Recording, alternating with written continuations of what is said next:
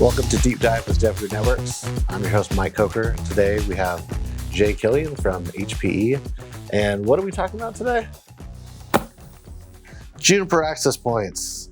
We got a missed AP47 right here. We'll talk about that and talk about campus switching. So let's get into it. But let's talk about identity-based access, specifically within the NAC. Sure. So let me see. Here would be the problem statement or the problem example. A business or a building automation contractor comes in and they connect a new thermostat to your network. And they're now, without anyone knowing, they're now connected to the same VLAN as all of your corporate users. And that device has firmware that hasn't been updated since 2017. And it's calling back into a cloud that you know nothing about with ports that you didn't even know, that were needed or are open.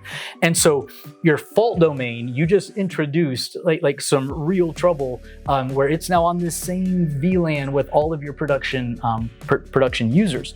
So when we talk about identity and using our cloud-based NAC, which we call access assurance, it gives you the ability to define roles.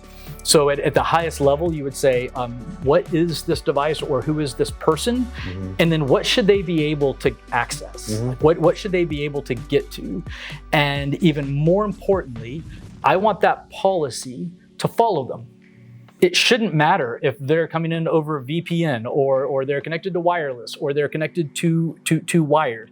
I should be able to have a policy that is for my corporate users. And a policy, if you're guest, you should automatically get assigned to a quarantined limited access VLAN. If you're IoT, there should be a different VLAN that you are assigned to that is heavily locked down. So same switch port, same switch, same AP, but different policy that is dynamic. It's not dependent on you as an engineer trying to go in and create different policies every time something connects.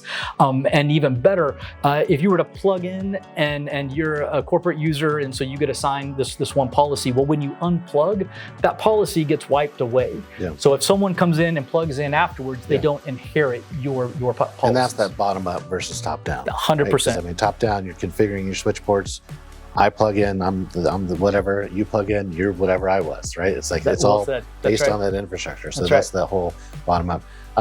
You touched on something that we do a lot, which is dynamic port profiles, right? So this makes the switching piece, the deployment of switching very easy because of the, you're running access points everywhere, it's not the electrician's job to configure the VLANs. And so he's just plugging stuff in. Typically we'd have these spreadsheets a mile long with all these cut sheets. Now you just basically tell the switch, hey, we're gonna have X amount of access points, and you plug it in and then the port just automatically comes up, provisions, has the right VLANs that need to be allowed on that trunk port. And kind of sets it all up. So that's just a real world example. One of my favorite vendors to work with, it's a company called Verkada. They make the best IP cameras in our industry.